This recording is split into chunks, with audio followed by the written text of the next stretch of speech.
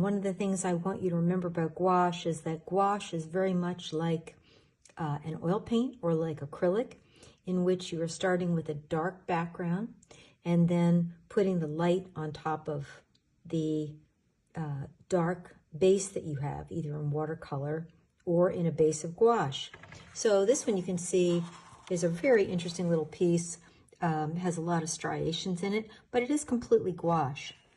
If we look at watercolor, which has gouache in it, we have another whole vision of the use of gouache, which is the kind of detail that you can put into your painting without kind of creating any sort of white holes or any type of problem within the painting. You can use gouache judiciously throughout. I've used a little bit of gouache here, here, here, on tops of these little pylons in Venice Canal, and then also on the windows to get the idea of the shutter. You can see that a little bit more clearly here, and then mixing it in with a little bit of pink watercolor to create a little bit of flowers in the window box.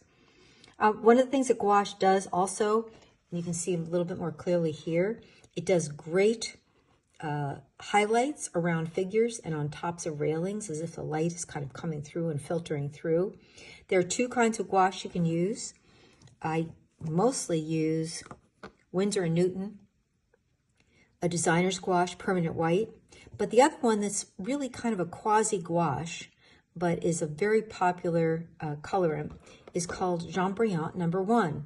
And Jean Brillant No. 1 is essentially a watercolor by Holbein that has a very light creamy color to it.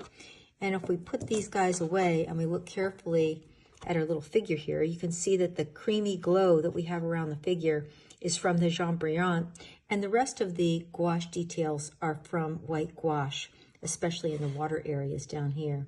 So anyway, that's just your little painting tip. Last thing is, which brushes do you use with gouache? So I will show you that we're not using the natural hair. We're not using the super detail brush.